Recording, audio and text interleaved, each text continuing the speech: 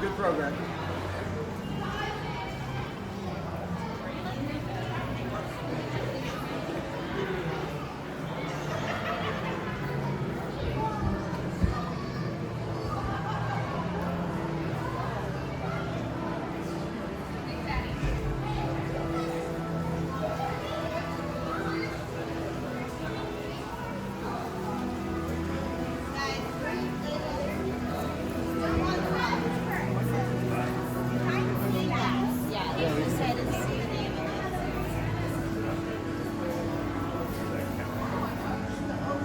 Leopard shark.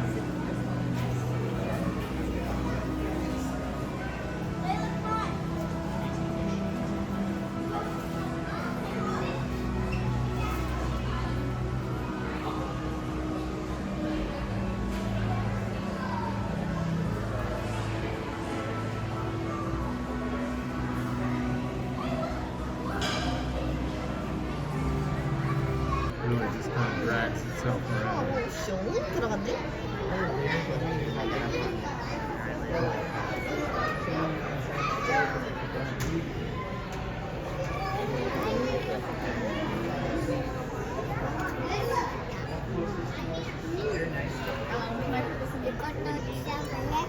수영 수영하지? 아무도 없어.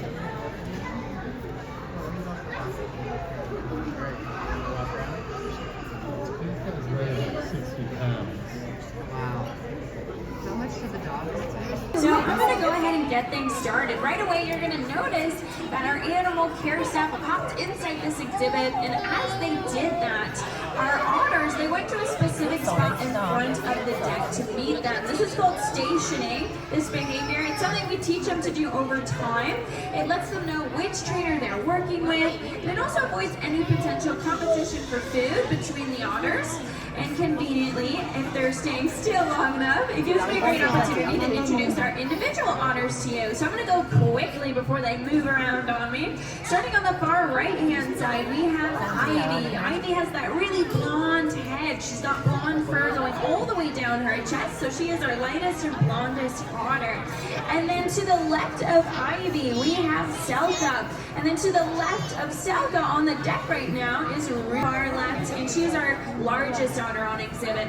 But it's a little hard to tell them apart. There won't be a quiz on this later, I promise. I'll try to keep it straight for you. So we just had one of our otters hop behind the scenes, but it looks like she might be coming back a little bit later, and I'll tell you why we're putting that otter behind the scenes in just a moment. But real quick, I want to introduce to you this training session. So all of our trainers, they're doing a method of training called positive reinforcement. And you might have even done this if you have pets at home, such as a dog. So positive reinforcement, our trainers are basically asking our otters to do a behavior, and if they do it correctly, then they get a tasty reward, and they love that. They're very food motivated. Welcome back, our otter that went behind the scenes. So there are two types of behaviors that you might see our trainers asking our otters to do. We break them up into those two categories. So the first type is called natural. That's something that wild otters will do. So we can do that for a number of reasons on exhibit, like getting them some good exercise or watching how they're moving in the water to making sure they're healthy. And you just saw an example of that on the far right-hand side. This otter's doing a little twirl. So we are really seeing the agility of that otter. Wow, she went for a long time. That was almost ballerina level of impressiveness there. So I want to talk about the other type of behavior, which is called husbandry behavior. Husbandry, that's a fancy word for animal care. And basically, it's a behavior you probably wouldn't see a wild otter doing, but it's one that our otters will do on exhibit, just so we can better take care of them. So that stationing I mentioned earlier, it may seem really simple, just having our otters stay in one place like that, but actually it's really important, and we'll use stationing for pretty much everything. It's step one in the training process, and also all of our otters that are stationing right now, they're basically getting a mini medical checkup because our trainers are looking at those otters' eyes, teeth, fur, and everything in between. They're also watching how much they eat and what items in particular they're eating. They're really watching closely their diets. So it's really cool that we get to sit in and watch our trainers doing their actual real work right now. As much as we love watching these training sessions, they're all for the otter's benefit. We would need to do these even without an audience. Fast metabolism, which is working hard to keep them warm in chilly waters. But the other way they're staying warm is their fur coat. That's also the thing that makes them so cute. And we are among some record breakers in the animal kingdom right now because these sea otters' fur coats, they have the densest fur coat of any animal in the animal kingdom. For reference, the average human head has about 100,000 hairs on it. But for these sea otters, they can have up to 1 million hairs just per square inch of their body. That's the size of a postage stamp or a Cheez-It for the kiddos in the audience. And if I have any divers with me today, that fur coat acts as their own personal dry suit because those hairs are so closely packed together that when they take a dive below the water, their skin doesn't even get wet. If you tried to part that fur with a fine tooth comb, you would never be able to see the skin like you would be able to do on our own heads. So that just goes to show just how thick those fur coats are and how it's really working hard to keep them warm and dry, even though they live in a very wet environment. And speaking of their fur coats, this species of sea otter that you are looking at, the southern sea otter species, well, their fur coats got them into quite a lot of trouble during something called the fur trade, where they were hunted almost to near extinction for their fur coats.